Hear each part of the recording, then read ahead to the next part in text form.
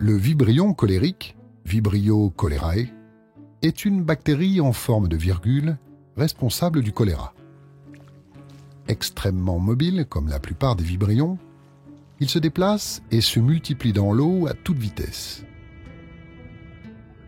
Le vibrion se cache dans les selles des porteurs sains, des malades et des convalescents. Il peut vivre ainsi à l'abri de 7 à 14 jours. Dans les régions du monde où le choléra frappe régulièrement, le nombre de porteurs sains est beaucoup plus important que celui des malades. L'homme joue donc à la fois le rôle de milieu de culture et de disséminateur du vibrion. En buvant de l'eau contaminée par des déjections humaines, on ingère sans le savoir une armée de vibrions dans notre estomac.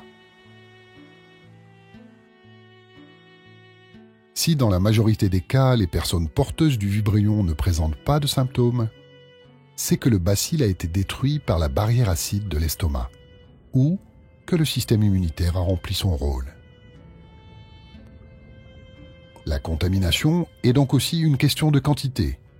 Il faut des ingestions massives de vibrions pour tomber malade.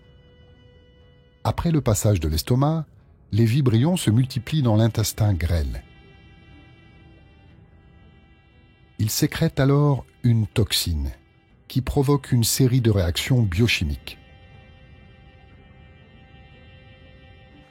Ces réactions entraînent des diarrhées dites en eau de riz et des vomissements violents. Ces premiers symptômes apparaissent quelques heures ou quelques jours après contamination.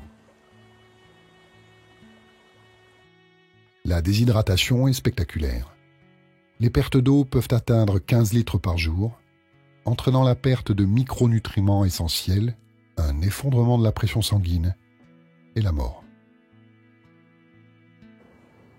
Comme le bacille ne séjourne qu'un temps dans l'organisme de sa victime, l'objectif pour le médecin est moins de s'attaquer au vibrion que de réhydrater son patient en urgence.